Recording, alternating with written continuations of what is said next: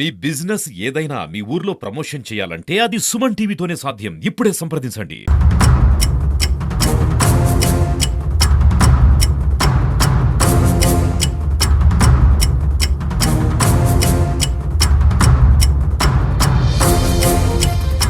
నా పేరు సాయి తేజ. నా భార్య పేరు జాస్మిన్ బాను. మాకు ఫిబ్రవరి 9th పెళ్ళయింది. ఈ మధ్యలో వాళ్ళ ఇంట్లో వాళ్ళు కొంచెం మాట్లాడడం వల్ల ఆ అమ్మాయి ఇంటికి వెళ్ళడానికి చిత్తూరుకు తీసుకువచ్చాను. ఆ రోజు లాలు అనే అతను, అబ్దుల్ అనే అతను వచ్చి కార్లో తీసుకెళ్ళంగా అక్కడ నుంచి మధ్యలో ఎక్కడో వాళ్ళ నాన్న ఎక్కాడని చెప్పేసి నాకు తెలిసిన సమాచారం.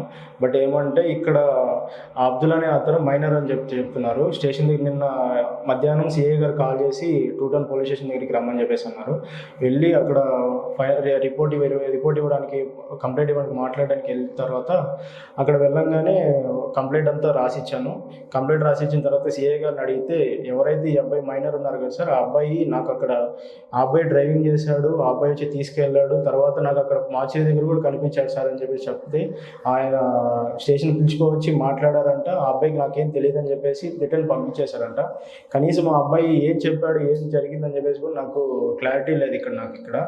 అక్కడ మధ్యలో వచ్చి వాళ్ళ నాన్న అక్కడ మధ్యలో ఎక్కారు, ఎక్కడికో తీసుకువెళ్ళి అక్కడ చంపేసి ఇంటికి తీసుకువచ్చి ఆ అమ్మాయిని భుజం మీద వేసుకొని ఇంట్లోకి వెళ్ళేటప్పుడు వాళ్ళ అమ్మ మీద అరుస్తుందని చెప్పేసి లాలు అనే అతను గమ్మున ఉందని చెప్పేసి చేయి పెట్టి లోపల తీసుకెళ్ళి ఆ అమ్మాయి హ్యాంగింగ్ చేసేసి వీళ్ళిద్దరు వెళ్ళిపోయిన తర్వాత వాళ్ళ అమ్మ వాళ్ళ ఇంట్లో వాళ్ళు కలిసి గవర్నమెంట్ హాస్పిటల్ తీసుకువెళ్ళి ఇంకా అప్పటికప్పటికి అక్కడ మాట్లాడి మార్చేది పంపించేశారు.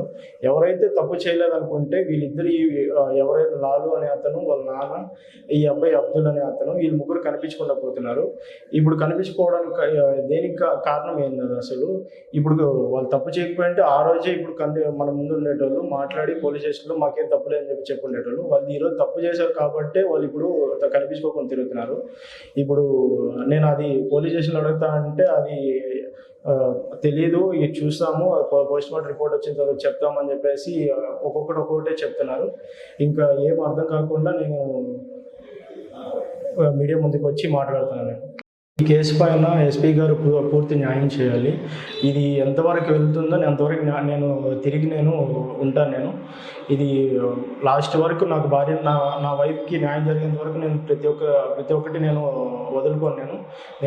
నేను చేసుకుంటాను. నా భార్య, మేమిద్దరూ 4 సంవత్సరాల నుంచి ప్రేమించుకుంటున్నాము. ఇప్పుడు వరకు మా ఇద్దరి మధ్య ఎలాంటి గొడవలు ఏమీ లేవు. ఇప్పుడు అన్యాయంగా ఇప్పుడు వాళ్ళ నాన్న, వాళ్ళ ఎవరైతే అబ్దుల్ అన్న ఈ ముగ్గురు తీసుకువెళ్ళి చంపేసి ఇప్పుడు సంబంధం లేకుండా వాళ్ళు ముగ్గురు పారిపోయేసి స్టేషన్లో అడుగుతుంటే కూడా ఏమి అని చెప్పకుండా మాకు ఇక్కడ కన్ఫ్యూజన్లో మేము కూర్చొని తిరుగుకుంటున్నాము. ఇది కన్ఫామ్గా ఇది ఎస్పీ గారు మీరు చూసి దీనికి న్యాయం చేయాల్సిందని కోరుకుంటున్నాం. మా భార్యకి అయితే దీనికి న్యాయం జరగాలని చెప్పేసి వేడుకుంటున్నాను. వాడా గంగరాజు, సిపిఎం పార్టీ జిల్లా కార్యదర్శి. యాస్మిన్ బాను మృతిపై సమగ్ర విచారణ చేపట్టాలని చెప్పి మేము సిపిఎంగా డిమాండ్ చేస్తున్నాం. ఇప్పటికే ఈ యాస్మిన్ మృతిపైన అనేక రకాల అనుమానాలు ఉన్నాయి. పోలీసులు చెప్తున్నది యాగింగ్ ఎలాంటి, అక్కడ వాళ్ళు పోలీసులు చెప్పింది స్పష్టంగా చెప్పారు, ఇది అనుమానాలు ఉన్నాయని చెప్పి మేము ఎస్ఐ గారిని వాళ్ళందరినీ కలిస్తే యాగింగ్ సిమ్టమ్స్ ఎలాంటి పరిస్థితి లేదు మేము వెళ్ళినప్పుడు. మరి అంత స్పష్టంగా చెప్పినప్పుడు ఈ కేసుని ఎందుకు అంత నీరుగారుస్తున్నారు మాకు అర్థం కాని పరిస్థితిలో ఉంది. అందువల్ల సిఐ గారు సెలవులో ఉంటున్నారు. అందువల్ల ఇప్పుడు 1 టౌన్ సిఐ గారిని కలవమని చెప్తున్నారు. అందువల్ల 2 టౌన్లో జరుగుతున్న ఈ మృతి పైన ఒక సమగ్ర విచారణ చేపట్టి సాయి తేజ ఒంటరివాడిని చేశారు.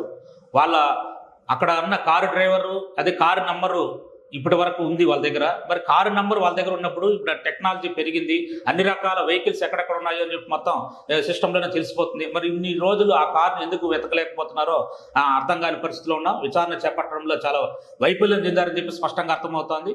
ఫోన్లు వీళ్ళ దగ్గర ఇంట్లో పెట్టేసి వెళ్ళారని చెప్పి పోలీసులు చెప్తున్నారు. మరి ఫోన్లు లేనప్పుడు కనీసం కారు ఉంది, కారు మొత్తం ఎఫ్సీ కానీ రిజిస్ట్రేషన్ నెంబర్లు అన్నీ కూడా ఆన్లైన్లో దొరుకుతున్నాయి, ఇప్పుడు మొత్తం డిజిటల్ అయిపోయినాయి. మరి ఇంత టెక్నాలజీ ఉన్నప్పటికీ కూడా ఇన్ని రోజులుగా కారుని ఎందుకు వెతకలేకపోతున్నారు? ఆ వ్యక్తుల్ని, ఆ కారు డ్రైవర్గా ఉన్న అతను మైనర్గా అని చెప్పినట్టు ఇవన్నీ కూడా చాలా కుంటి సాకులు చెప్తున్నారు. అందువల్ల ఈ కుంటి సాకులు పక్కన పెట్టి మొత్తం ఆ మృతి పైన ఒక సమగ్ర విచారణ చేపట్టి మొత్తం సాయి తేజకి న్యాయం చేయాలి. వాళ్ళు కులాంతర వివాహం చేసుకున్నారు, ఈ మతాంతర వివాహం చేసుకున్నారు. ఈ మతాంతర వివాహంలో ప్రభుత్వం ఒక పక్క ప్రోత్సాహకంగా అన్ని రకాలుగా సాయం చేస్తామని చెప్తున్నారు. మరి ఇలాంటి సంఘటనలు జరిగినప్పుడు మన గతంలో ఇక్కడే పలంనేరులో చూసాం, పరువు హత్య జరిగింది. ఇది కూడా సేమ్ పరువు హత్య లాగానే స్పష్టంగా అర్థమవుతుంది. అందువల్ల ఈ పరువు హత్య పైన వెంటనే ఒక విచారణ చేపట్టే ఎస్పీ గారు స్పందించి వీటి మీద చర్యలు తీసుకోవాలని చెప్పి సాయి తేజకి న్యాయం చేయాలని, అతను చివరి వరకు చేసే పోరాటంలో సిపిఎం ప్రత్యక్షంగా అండగా ఉంటుందని చెప్పి తెలియజేస్తున్నాం. మృతి రోజు పత్రికల్లో కానీ సోషల్ మీడియాలో కానీ రకరకాల కథనాలు వస్తున్నాయి. అయితే స్పష్టంగా వాళ్ళ తండ్రి మొత్తం కారులో తీసుకెళ్లిన తండ్రి కూతుర్ని భుజం మీద తీసుకెళ్లారని చెప్పిన కథనాలు వస్తున్నాయి. మరి అక్కడేమో ఒక ఇంటిలో వాళ్ళ తల్లి చెప్పేది ఏంటంటే యాగింగ్ చేసి ఉరేసుకున్నదని చెప్పి ఆత్మహత్య చేసుకున్నదని చెప్తున్నారు. అయితే ఇక్కడ పోలీసులు చెప్పిన దాంట్లో కూడా ఒక రకంగా ఉంది. యాగింగ్ చేసుకుంటే ఆ సిమ్టమ్స్ నాలుగు బయట రావడం కానీ, లేకపోతే మొత్తం దారము మెడకు ఇది కావడం, అలాంటి సిమ్టమ్స్ ఏమీ లేవని చెప్పి పోలీసులు కూడా స్పష్టంగా చెప్తున్నారు.